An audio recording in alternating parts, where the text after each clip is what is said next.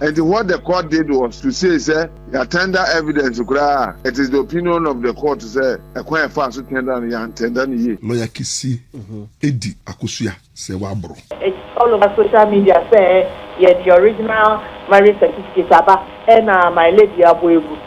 And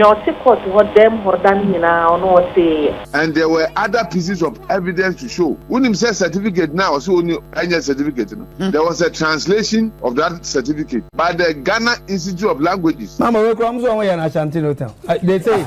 So Abusuapanin say man say Ashanti no town. But don't mo ya me Ghana ina mo say. Abusuapanin say am come say Ashanti no town. Say Abusuapanin Obia wo rights here di na sem na so se on court na nya do ya appeal, especially they say anti mami say wa video aba what video be from Enra and then wiem say eno ni jeme Lumba ni Akosua Serwaa Enra na maami ni nya ehu from na niemam Abusua Ghana TV say judgment by between Odobroni and Mami Akosua Serwaa that Lumba surviving spouses are judge declare no na yekomu so a judge declaration no against request Mami Akosua Serwaa the call say nka ono nko a na yere no na nipa bebre a react through team legal wife fo a che say omonti omo ho ase yi uko change.com a amanfo timi di petition ekwa petition a amanfo atro Maku 8 and no more request. Maku 8 no. Emu baako Cassandra Ann Edia or the Esre German embassy say authenticity of German marriage certificate Mami Akosua Serwaa call Ghana court na almost say it is a fake and na say entwa yie na no na nipa 12,968 so far de me hu ye no omo assign sa petition ya omo say German embassy emremu na asem no enwie peye eno team legal wife request and petitions. Now before say you betie that Lumba a lawyer and also Odobroni lawyer Abusuapanin lawyer Baba Jamal and associate Mami Fati Madam Fati chire mu say process bia na say marriage certificate omo ka ho asem efa Ghana Ghana embassy a Germany and efemu a eba court no amfemu sa eno lawyer Kusi akwa ho asem lawyer Morris Ampaw a react Vim lady a react and who be a Papa she is so UTV na ono so ka ho asem. Now there is some video about out between Mami Akosua Serwaa and that Lumba almost sign German court che say no omo che sank na nke say omo de court ho ya ti say lawyer che say no ya and almost akan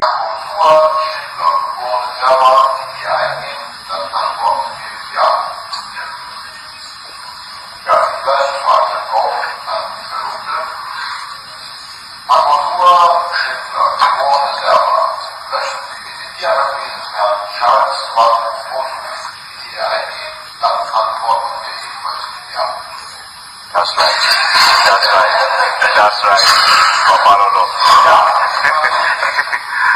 But in our business, also, I'm fine with Yama from the town, declaring confidences, measurements for women, viewers. And that's what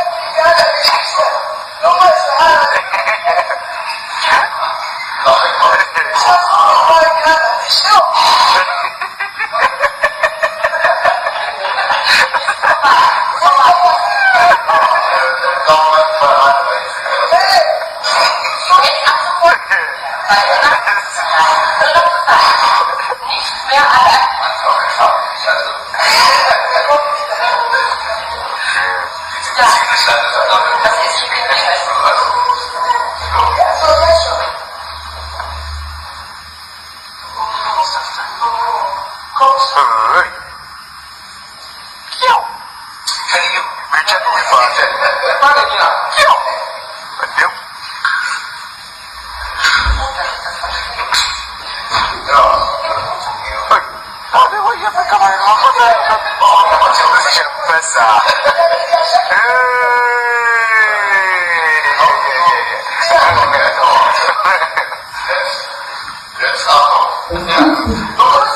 have said Abusuapanin practicing and bow. Before I say a bit lawyer Kusi about this video and other matters, yentie lawyer Fati woye odobroni and Abusuapanin lawyer about this marriage certificate said ye na anka yese fa process mu okasa o UTV.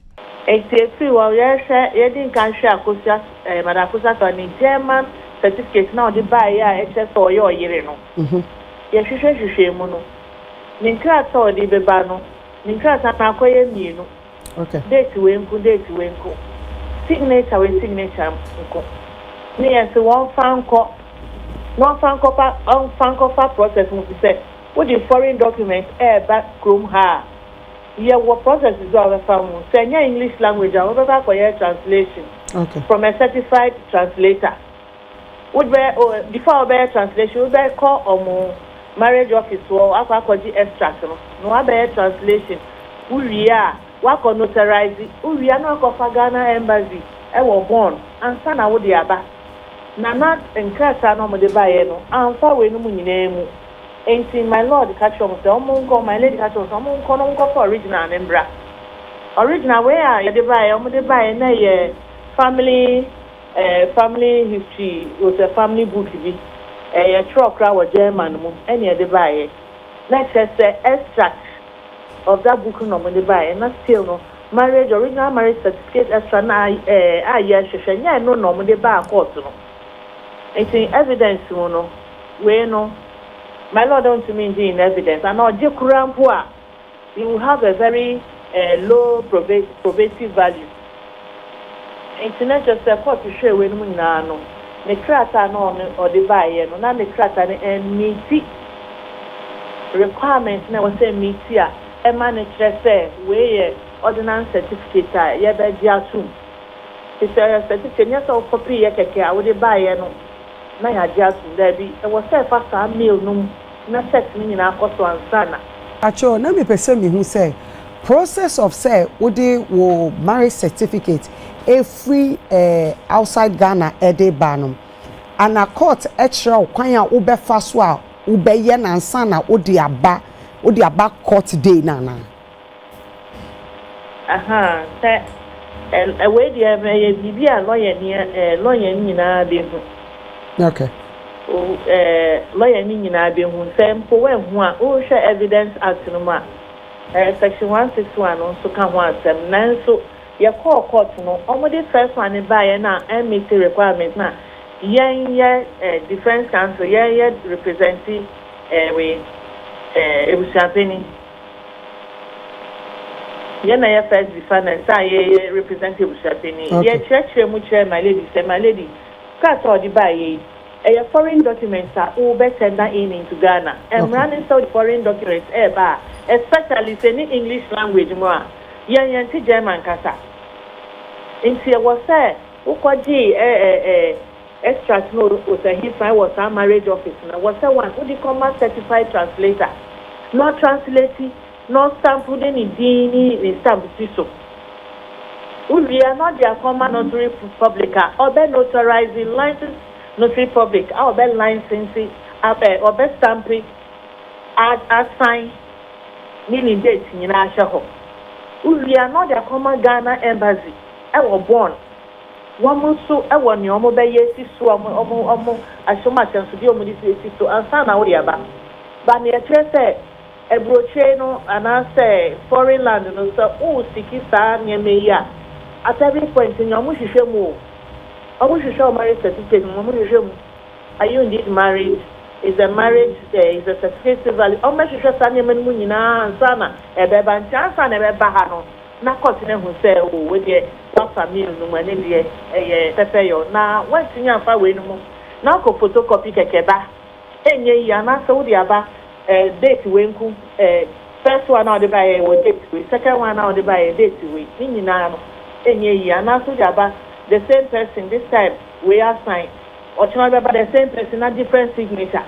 And now the font size are different. We'll see a difference. It will not meet the standard coordination.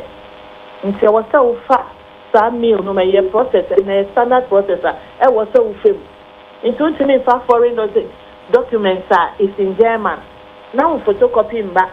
Now you are translating part in English, part in German. It will not work. It's my lady, I draw my attention, trouble, and now. Madam Abusuapanin lawyer and castle or the original never. Or try for 11 hours and or they buy a pony a cassette, a ambush. Because taking a close here case is a real, check. I said the only buy and so crown one. Near what said, would the same one, would the baby or the brain and so cry and film. The process I was saying film, what he said, a bedroom Ghana embassy. I was born out the baby and still am film. In Tinaya, one be brave, say, it's all over social media, say, yet the original marriage certificate about, and my lady Abuebu. Your support what them what done now, no say, my lady church, but you'll be able. Tinania Kusi no. Enti nchiremu alo ya Kusi chese o react to video aba out the course wo court na Abusuapanin die ene dinti a be mo apili on Ezra for twetwe nkomo. Because one man for sound system nyina ya academy. There be o man tiase. Sao. So mo money jipa na akon ya kwa nya akon. I see. It wasn't just a legal fight. Okay. There are many sides to it. I'm sure in private better. You don't mean it. Yeah, dear. You don't mean what you are saying.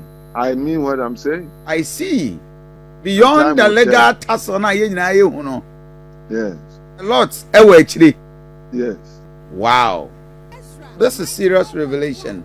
But to the understanding of a lawyer, when a client as a petitioner, plaintiff, a coye, the kind of wusiki say yen declare. Akosua Serwaa as the only legitimate surviving wife of Daddy Lumba. That was your relief, meboa. That's so.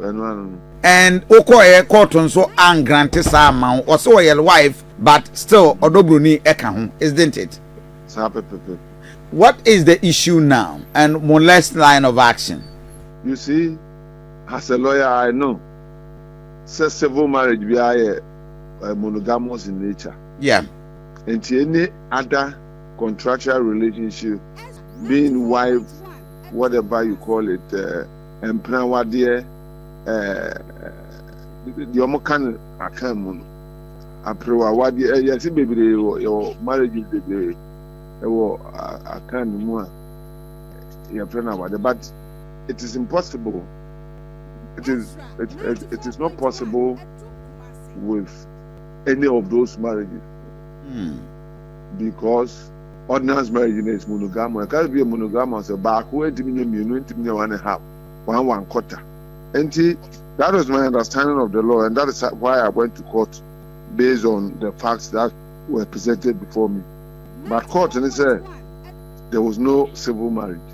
Okay. And, the first or recognizing the first customary marriage, what it was, Ghana, na civil marriage in there. Because we couldn't prove it. That was the decision of the judge. Mebo want me improve. Then I'm with the court into court nanyantu. My mention apart from documentary proof, the evidence also is there. I mean, let's start it from the evidence. From the evidence, there was overwhelming evidence. He said Lumba was married to Akosua Serwaa in Germany. And this is a quote from Odobroni's witness, Odobroni's pleadings, and in the witness. Say, Lumba Kachrom say, Ovare Germany, Nemo Mawadiana, Aya Basa Basa. I say it has broken down beyond reconciliation. That is the evidence. If that is so, how can a court say there was no marriage? Say there was a marriage in Germany, but obet me or Ghana, and you bet me as I were or bet me I fear the end of Ghana. That is impossible. If you didn't null and void once he's married in Germany. Okay. So the next step was to bring documents supporting that marriage. When you say Biana Germany, they don't see a fear there. Yeah, Germany, you need to I sorry, need quantum. There's only one marriage in Germany. Okay. Unlike Ghana and I was several customary type of marriages. Germany, the end one. What do you say? Hello? It's your power cancel. And it can only be one. You need any second marriage in Germany. And what the court did was to say, sir, you tender evidence to cry. It is the opinion of the court to say, a quite fast tender and tender. Okay. And one of the first things the court said, they said there should have been certification. Okay, from Ghana's marriage registry. No, from Ghana's embassy in Germany. Oh, okay. And to see uncertified the answer or the way to do. Meanwhile, there was argument at the point of admission. Yet tender no, I'm a court subject to putting weight after examining the document. Okay. And the Odi cannot certification, which legally sound justified. Okay. But the same Evidence Act makes provision for why documents will not be certified but yet be admitted. And then the same section 1613, how they want to. And that is where our strength is. So that you know, because court, say, and I'm afraid the decision of the Supreme Court was say, obi tender document for brochure, na see and certify. There are some conditions under which you bet magic to me. Say partner enough time to do that after the objection. The 8 days they do the case, you know. Oh, okay. You get the point. And there were other pieces of evidence to show. When him say certificate now, so only any certificate, you know. There was a translation of that certificate by the Ghana Institute of Languages, and in that document, it is stated certificate of marriage, translating the German language to English language. It is certificate of marriage. And how can a judge look at that and say that it is an extract, it's not a certificate? I see. And seriously speaking, there should be other reasons not known by law that the court ended up the way she ended up. It cannot be law. Then that means miscarriage of justice, Anna. Hey, but that is serious. Yes. Okay, that's why probably our client was right when she said we should appeal against the decision. And for now, more the express instruction of clients say more appeal, Anna. Oh yes, that I can assure you. I may not give you the details, but that is a wish. But man, for Saturday we have some more dragging it to do. No crepa. The way a war universal appealer. Say Jimmy Kokon Kotutum pass on your home cosa. Okay. The interest is not only Akosua Serwaa. It is about anybody who get married in Germany or any other country that doesn't speak English. You see? And it's not just Akosua Serwaa. It doesn't end with Akosua Serwaa. What video be from Enra and then we say and only German Lumba near Akosua Serwaa. I know na mamini nyae who from the nearmum or the Sunday.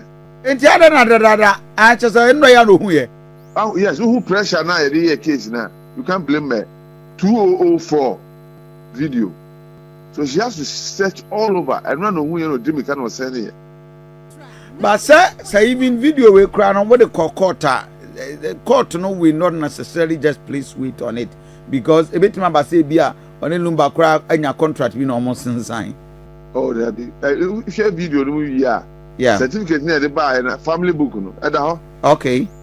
It may not be the full proof, but it's evidence to support. Evidence to support. Indeed, there was something in Germany, and a voice woman. Oh, okay. There's a voice here to a booty. What the German marriage register. We can translate that voice for people to know. And remember, this was a record case. He did the shortest possible time. Of course. Well, client are much disappointed.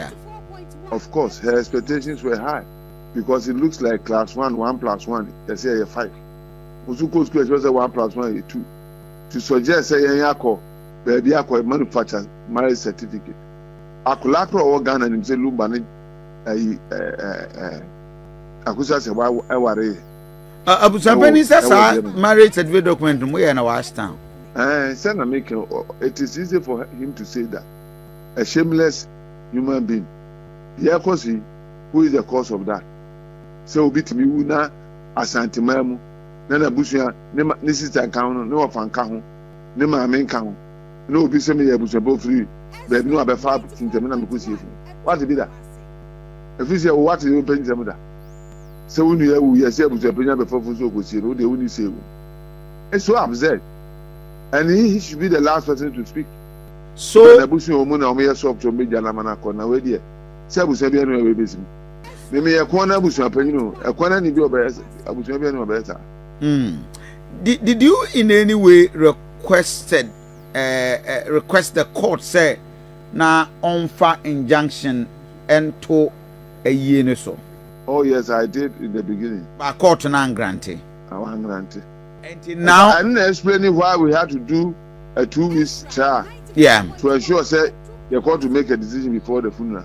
That is the consoling order she made when she refused the injunction. To grant the injunction. For now, that is on the 14th, you know. Yeah, Baba ye, Lumba ye. 14th March, and the December 13th, so another Lumba ye. I know the year. Abusuapanin zone on ye. Abusuana ye, and my wolf in ye. Abusuapanin zone ye. So person ya, obey my year again without the family. On our autopsy for Lumba body. We are not aware. We are in Abusuani anymore. Like the court said, a funeral year, Abusuani nya yeredia. Owuye Abusuani bi anymore. No some my autopsy. This is no maame so so they want to do a second one to ensure. So he died naturally because they suspect that there was foul play. Obi asam ne sentiade we nyina Abusuani mu ja mane kana mu Kusi Lumba sundwe mu na emami enu koyi kuna na ye den lawyer aye bibi pa ajese o ware na se okunu kopa empena no ne wo why yire notwithstanding the type of marriage and the bibi pa ye twasa ye make sure say twa na esanatene ye ntwa nchiachia and the bibi pa so unu na ewu ye na o te say yes wa afro 2 days or your faith wa afro obi amana bagina gate o ma mie no na actually yes we wu a so anya wo de and it's by bits of information and clear narration of the hospital.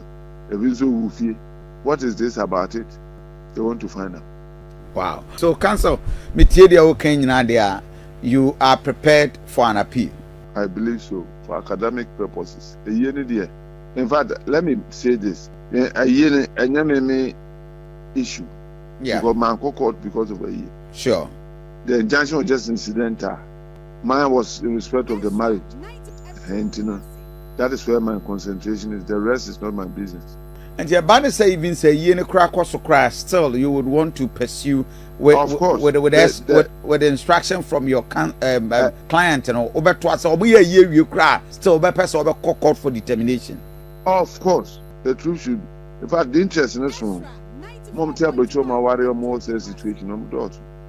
Oh, I see. That video where they clear power, the other ring and say, oh, very clear power. Oh, I see. At least the word do know, sir. Lawyer Kusi to manufacture a certificate. And for my court. I thought it was scandalous for the judge to say that. Oh, yeah, no, Afinano. That's interesting. Council, I mean, I was say, Bibini Ebesign. I tell you, client, for now, this December 13th, they are not ready for a year. I don't know that. My incident in CBA, also. So would give me the best of advice. Okay. Now, I teacher can why a friend back court. Okay, and was and yes, in we could I say Massami. Oh, there be. I know how the court concludes on the issue. Okay. I want to do because based on in Chile Moon and Madam so a lawyer, a judge, and I can't say. Any man me and bit my kuna yeno at the discretion of the or the share no. What does it? Because look, what the share no? How the share no? Because no, I can say a year Abusuapanin ye. I know the type of marriages no can program what year and plan what year and all those things are already rat book in a womb. Yeah. But at the point he says, I know chess almost no matter. There should be a formal exchange of drinks. Sure. So what impna time society ajomat atum. A basa ya fan sa so me aware for but also busham me no. Enya santi asem. So on say that. Yeah. Yeah. Until what the share no. Because you see it is true but ordinance woman all those things doesn't work. Oh sure. But ordinance you no one recognize it. I say no na bo pa na hono. Now yɛntie reaction from Vim Lady any lawyer Ampaw any the course so UTV a kyerɛ papa shepetin kyerɛ sɛ wɔnte ase. The rates are such a you mu be didi judge na tem wodo broni ni anti mame Serwaa case wenye. Very disrespectful. In any case, you can't mami Serwaa why should they lose the case no? Because counterclaimer odo broni lawyer said the buyer and ki declares anti mami Serwaa nye yede no. Court and chairman ti ka odo broni hono so lose yi. So ho inti a win-win se court so mienu nyina enye kunano. In any case, anti mami Serwaa lawyers so mbe ya appeal mu odin and rightfully so ese so mbe ya appeal.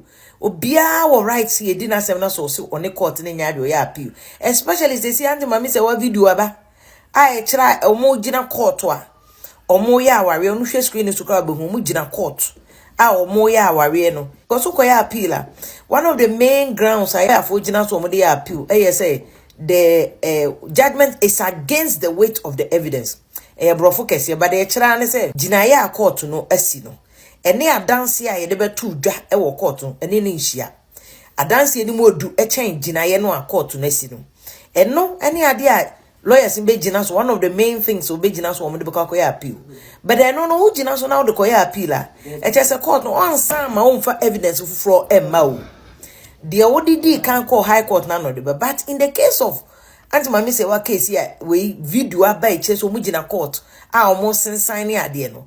Now they can go on a different grounds.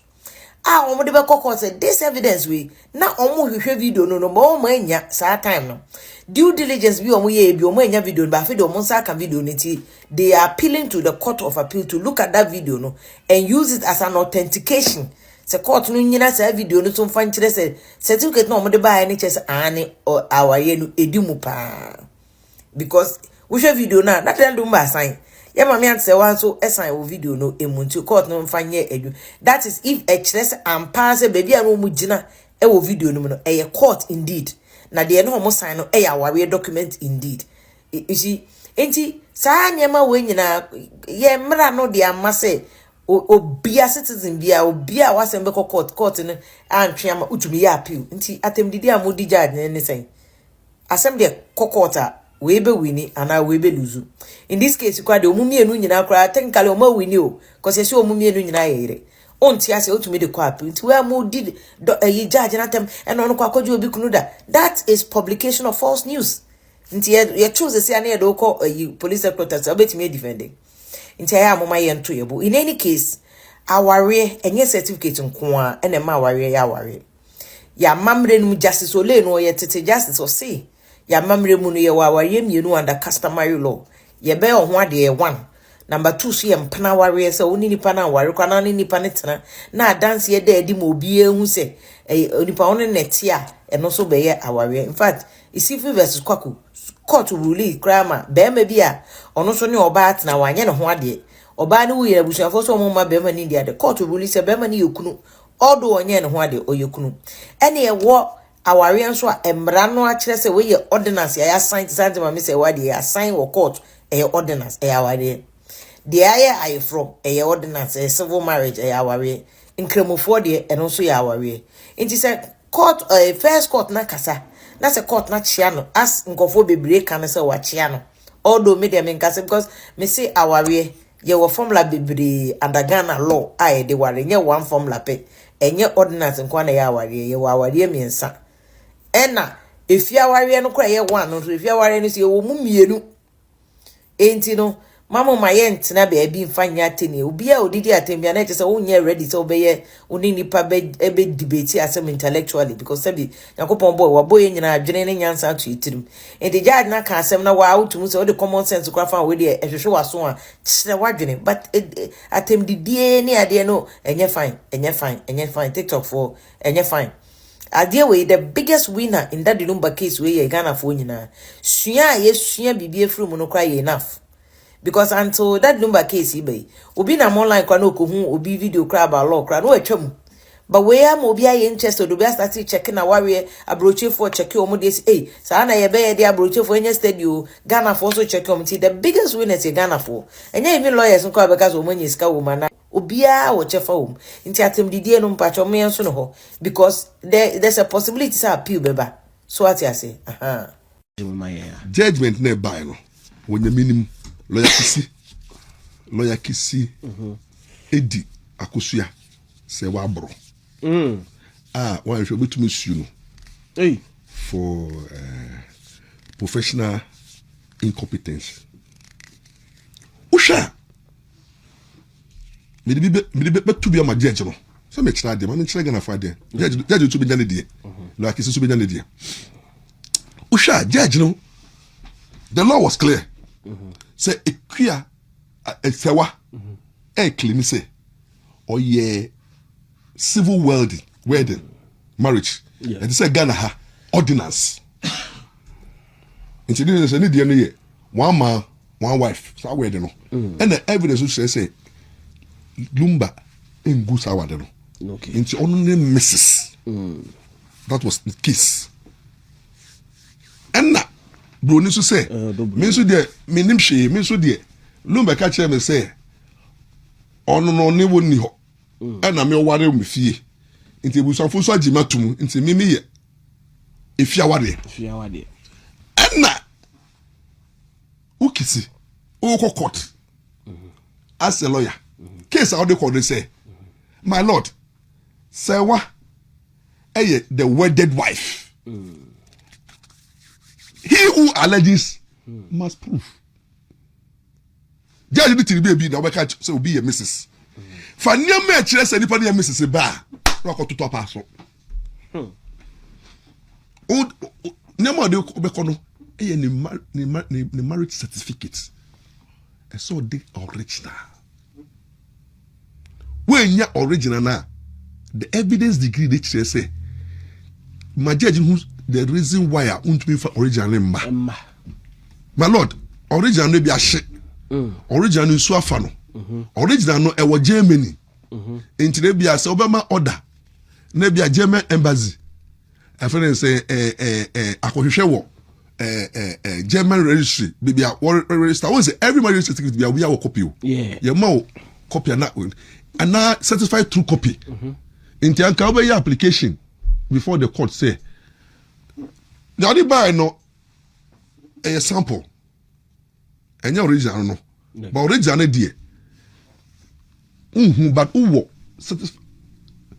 true copy no Germany enti court ma time now your application now anka akoje ba now ma German lawyer bi and now court no of no authentication or best stamp so o say say na akire say court a ewo Germany no and na stamp so say marriage certificate eye original copy yes if in Germany na court German chief justice ho na what tender no in court okay na okoye na ode sample keke koye no it judge ni can say document on the bar no onji tu menye was one for original but there two no so no oji tu menye because on to me who say yeah marriage certificate or marriage certificate when to me and convince no and na normally in law no o court now we have the burden of proof and so we lead the evidence on the balance of probability say more probable say document no genuine when to be improved with the standard now when to be na judge they reject that part of the evidence no based on legal technicality a technical point okay and the day you say it is true say Mama Serwaa ye Mrs. But on technical grounds he has lost the case and the same thing me blame judge and say the court should not sacrifice justice on the altar of technicalities. Court no man traho and for technicalities technicalities. Judge no does the court is there to do justice. Inter times no ye case yenja technicalities in tonchen. Take me expecting my lord no say. Na nke say o making nakasa ne orders. Because court no you are there to know the truth.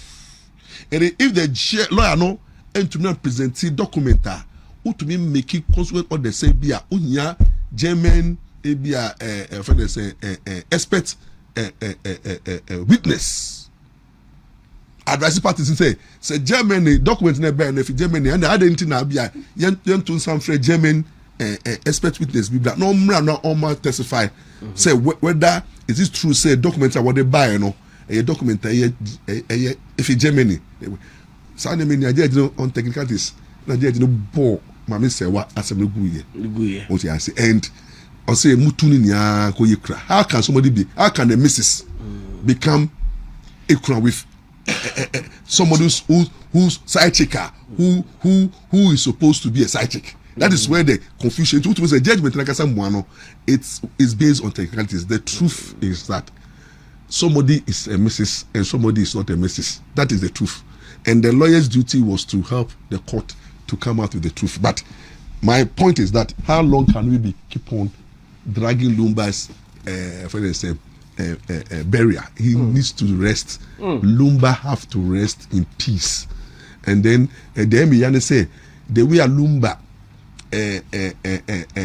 we are gonna funya sumuno. They say no sa esunia ko adane ntokane concert yi ama papa shi mu omuni title ni ejimi mo ho na we so to say amafo afaso yeye adane court case amafo ko die ye wo court adane for the entertainment programs e bibu na ye discuss na Lumba ma hwe ye na ya anye ye na Lumba nya anye ye kesio because they say this careful be no air power because when you keep on changing the dates obi any dates we could bronya mo the 6 na about 13th so na mo call you we be do tefe na man for abremu because a man for program so Christmas no programs so ho o dey say enti no mesre baby edu no mo dey mo man see room le wie na ento atokwa no so o dey say you to be bad say you go see room le wie na wie na fe dey aba who is Mrs. and so no ho sending the area na fe aba Japade it is any wie a na the enjoy shakoto Japade ni aso say fe you san ko appeal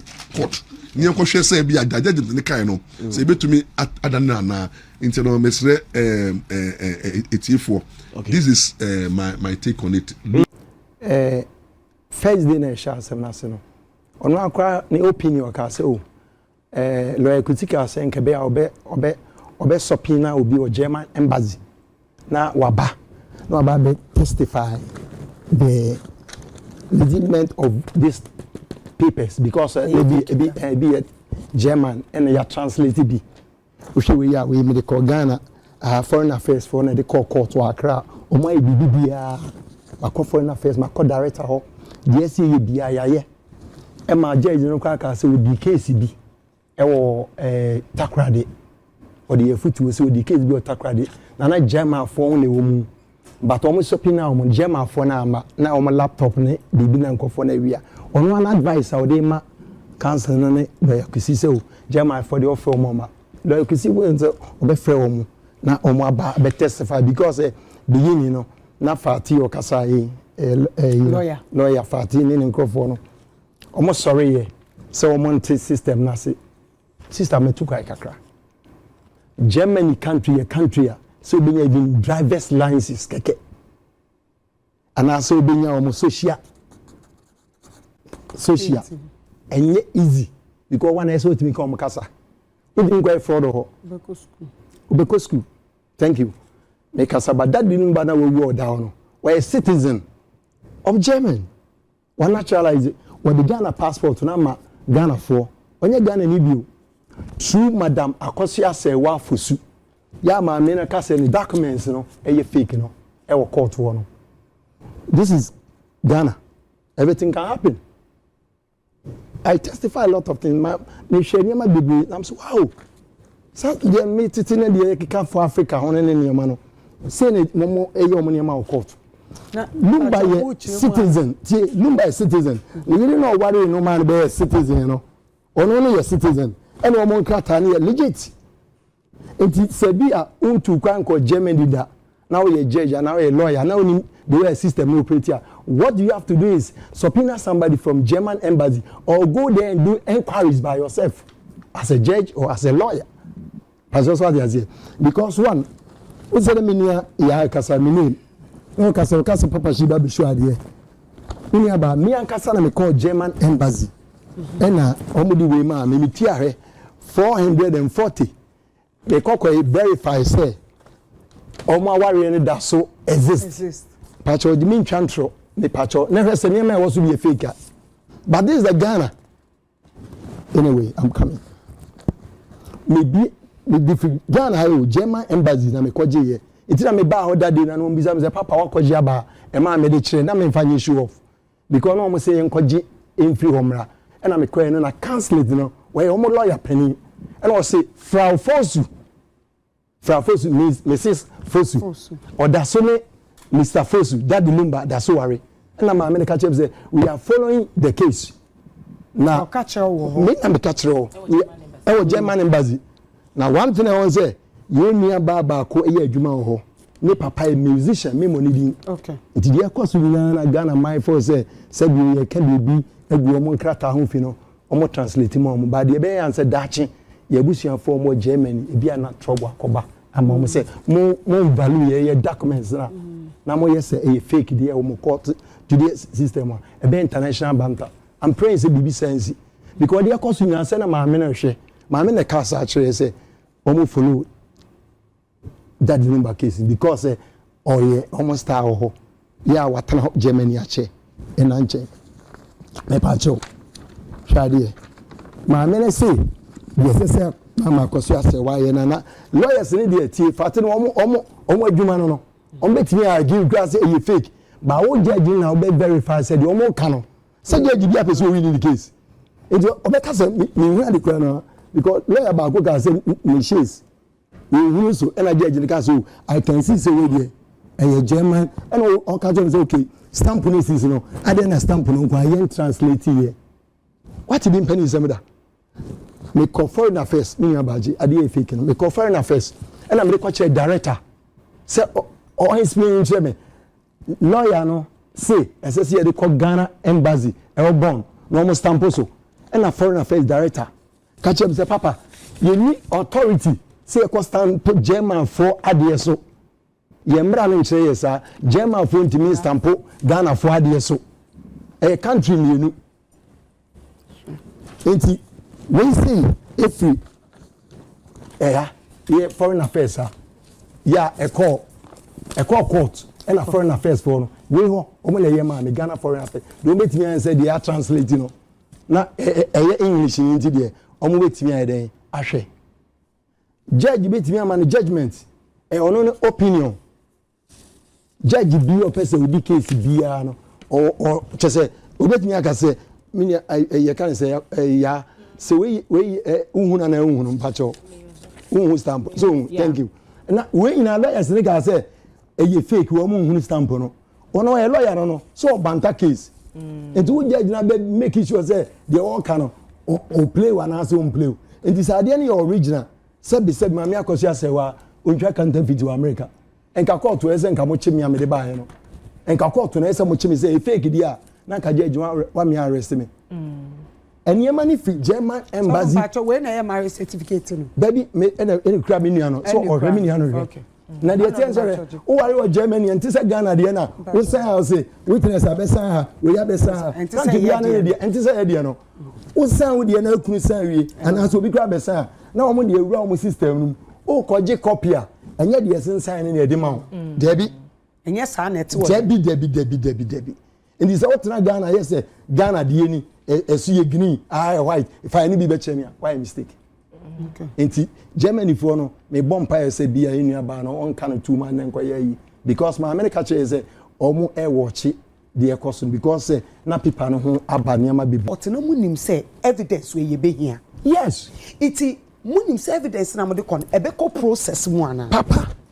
Okay. Mo ko process na omo hwehwe ni nyina. Ye ko process ni temi omo free born Ghana embassy born ho and omo catch omo say omo ni power say omo stamp German for ade so okay tiemi pa ena ma me ba Ghana foreign affairs ena me koye inquiries say eyemra say yakoko to no omo say emra say Ghana for na omo bon no Ghana embassy no omo gi maami Akosua Serwaa aware no stamp so no say da bi emra makwai sa because Ghana embassy no yeah untimi stamp German for ade so da bi ena Germany for so untimi stamp Ghana for ade so na mum o de ba on be verify say original tiemi pa edimi kwa me na me say ena yenye ni mfa nko na me say ya because we on be ka say mo kwa ko fake na mo di aba director of foreign affairs on betimi a check and was say emra no makwan say ubetimi akostampo America for ade so and as a Ghana was it law na nyesa na mum no de ense say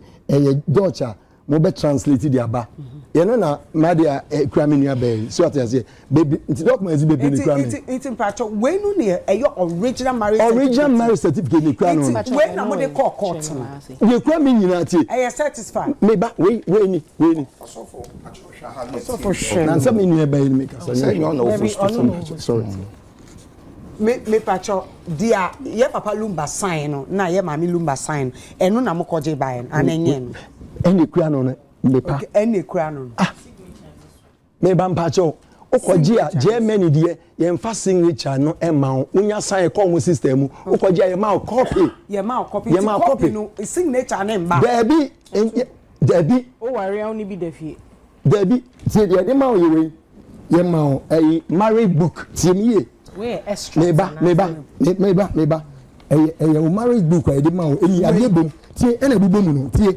eni ade na mo pedi nyina ye ne na bibo hai anyway onze eni mpacho ya de mpacho ya obetimi ave sorry mpacho obetimi ave eni ena wa mi ni aba mpacho so ate it's we no o chese o chosa ware na wa ware no ni qualify ban ni na e wa ha but o certificate na wa no abi na wa ena wa hai mpacho na wa hai it we da ufia we history o man history bibia na mo twe dachi na nkwara nso behwe na omo so dia ye bia ti said your Genesis your history of yes we sanity di Lumba Akosua Serwaa bia Calvin shine we na mo atwetwe sa enti adini ne bomu no we German to me ena me twa say eni ena bomu no ena bo ha no enti we ma me ne betumi akwa fake Lumba is citizen ya ne yiri na ma ne yes citizen ne yiri no na ma ne ye wona wari no yes tina isen kon wari anka o citizen ntimi nyesa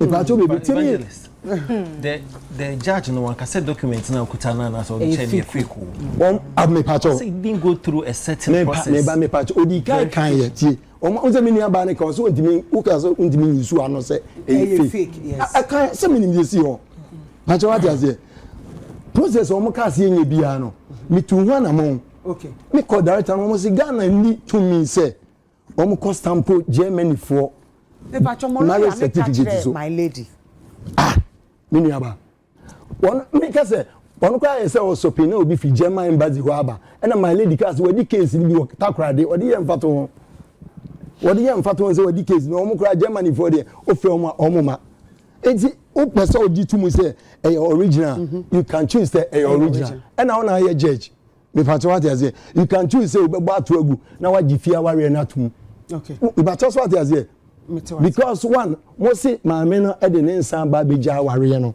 enti me pato de bai won fa bia nsa bia mai ma fa nsan ko yes won fa me pa divorce letter no lawyer Kusi say omo ankasa na ye omo letter because maame Akosua say wani mo hwe mu ko nya na o fa divorce letter mu ko yi free fa nti onyo no cho lawyer Kusi say omo ankasa e na manufacture omo letter e na omo de begu maame na ni mase because nyama bebre na sisabe yesi maame wa poison kunu ya sabe onama no serious as say because you try to we say they are told so sister be there you are no yankopon ne kan Lumba me brother Jofosu and o babo ntin be ka say me yira Akosua Serwaa matisika wane no ontimi nya media mo dia atono so no da sometimes na highlight na bibia na ewo wiase na ye no se yempo na yenhuna a day will come we are going to stand the judgment of Yahuwah Hamashiach sɛ wotie mi anaasɛ wohwɛ me a ɛntwam nkɔ wonim sɛ adeɛ baako a ɛha mbɛrima bebree ɛwɔ asase so ɛyɛ deɛ yɛfrɛ no erectile dysfunction yidi anaasɛ bɛrima ne tedue anaasɛ ne bɛrima yi ahoɔden ne mu a ɔbɛtumi de di agorɔ ɛwɔ mpa so ɛma anigye etumi aba na ebusua yɛwɔ mmienu yɛwɔ deɛ yɛfrɛ no primary erectile dysfunction a ɛkyerɛ sɛ bɛrima ne bɛrima ɛntumi ɛnsɔre da ɛna yɛwɔ deɛ ɛtɔ so mmienu secondary erectile dysfunction ɛyɛ bɛrima a first na ne ho tumi ɛsɔre ne bɛrima no ahoɔden ɛwɔ mu basisi adeɛ wayɛ mmerɛ ɛwɔ mpa so koraa sɛ woyɛ bɛrima na sɛ wohwɛ mi na wotie mi na sɛ wowɔ saa problem wi a ebusua ɛnyɛ ɛfɛreɛ ɛnyɛ aniwuo mepakyɛw fa nama yɛ egu screen so sisi ya Dr. Aziz me ne wobɛtwetwe nkɔmmɔ na yɛtumi aboa wo yɛayɛ nnuro ahodoɔ yɛde afa abɛɛfo kwan so a ɛbɛma bɛrima wosi pi esita